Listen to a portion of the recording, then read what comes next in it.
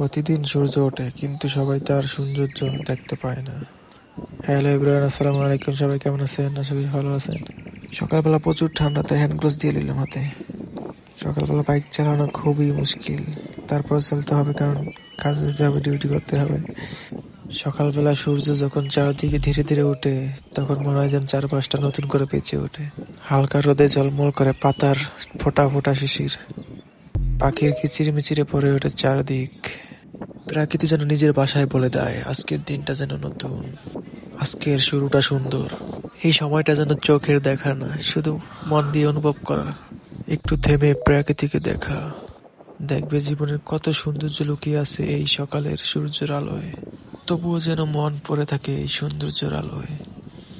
মন যেন চাইছেই না যে এই সৌন্দর্যকে হারিয়ে ফেলি।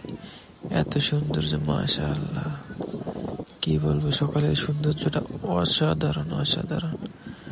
মাশাআল্লাহ, এত সুন্দর আগে কখনো ভাবতে পারিনি, এত সুন্দর একটা সকাল আপনি আজকে দেখতে পারবো। এমনিতে প্রতিদিন সকালবেলা ওঠা হয়, বাট আজকে একটু বেশি সৌন্দর্য দেখা যাচ্ছে। সূর্য আলোটা কিভাবে সৌন্দর্য লাল, এবং কি চারদিকটা শুধু হাওয়ায়, সূর্যটা আকাশে উঠতেছে। সব খুবই ভালো লাগলো। সুন্দর একটা সকাল উপভোগ করতে পারলাম, এটাই অনেক কিছু। প্রবাস জীবন মানেই সকালবেলা ঘুম থেকে ওঠা। সকাল 5টা বাজে ঘুম থেকে উঠে ফ্রেশ হয়ে এখন কাজের উদ্দেশ্যে রওনা হলাম। দেশে থাকতে 8টা বাজে ঘুম থেকে উঠতাম, কিন্তু প্রবাসে এসে 5টা বাজে ঘুম থেকে উঠতে হয়, কারণ ডিউটি করতে হবে, না করলে যে আমার সংসার চলবে না। তো যাই হোক, সবাই কিরকম আছেন সবাই কমেন্ট করে জানা দিবেন। আমি আছি আলহামদুলিল্লাহ। সূর্যটা এখন আমার আগে উঠতে পারে না, এরকম একটা পরিস্থিতিতে। যাই হোক, ডিউটি করতে হবে, ডিউটি না করলে তো হবে না, তাই ডিউটির উদ্দেশ্যে চলে গেলাম সকালবেলা।